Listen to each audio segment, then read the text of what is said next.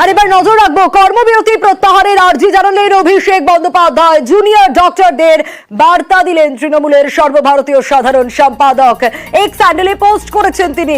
চিকিৎসকদের নিরাপত্তা ও সুরক্ষা নিয়ে সরকারের আন্তরিকতার কথাও উল্লেখ করেছেন অভিষেক বন্দ্যোপাধ্যায়। তিনি এক্স হ্যান্ডেলে পোস্ট করেছেন, তার সেই পোস্ট আপনাদেরকে দেখাচ্ছি এবং সেখানে তিনি উল্লেখ করেছেন চিকিৎসকদের নিরাপত্তা ও সুরক্ষা নিয়ে সরকারের আন্তরিকতার কথা। আরো বিস্তারিত আবিরের কাছ থেকেই জানবো। আবির, এর আগেও আমরা দেখেছি যে বারবার বলা হয়েছে, মমতা বন্দ্যোপাধ্যায় বলেছেন যাতে কাজে ফেরেন, কর্মবিরতি প্রত্যাহার করেন জুনিয়র ডাক্তাররা। এবার আরো একবার অভিষেক বন্দ্যোপাধ্যায়ের আর্জি। প্রথমত তিনি উল্লেখ করেছেন যে প্রথম দিন থেকে ডাক্তাররা তাদের যে নিরাপত্তা সংক্রান্ত এবং কাজ করতে গিয়ে যে ধরনের নিরাপত্তার কথা বলেছেন সেই বিষয় নিয়ে তিনি সমর্থন জানিয়েছেন। একই সঙ্গে তিনি উল্লেখ করেছেন যে সুপ্রিম কোর্টে মামলাটি চলছে, রাজ্য সরকারের তরফ থেকেও চিকিৎসকদের নিরাপদ কর্মস্থল এবং তাদের সুরক্ষার ব্যাপারে কি প্রয়োজনীয় পদক্ষেপ গ্রহণ করা হচ্ছে বা হবে সেই সংক্রান্ত বার্তাও বারবার ধরে দেওয়া হচ্ছে।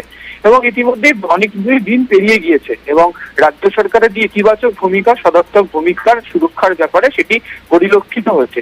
এই পরিস্থিতিতে দাঁড়িয়ে চিকিৎসকরাও তারা আলোচনাও করে গিয়েছেন।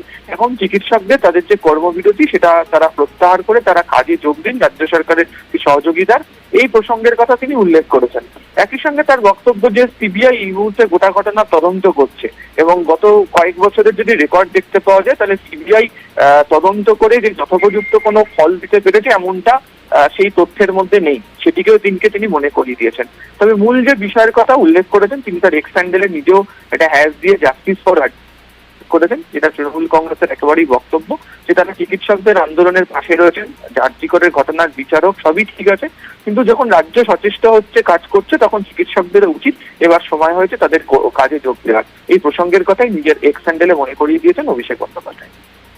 বেশ আবির।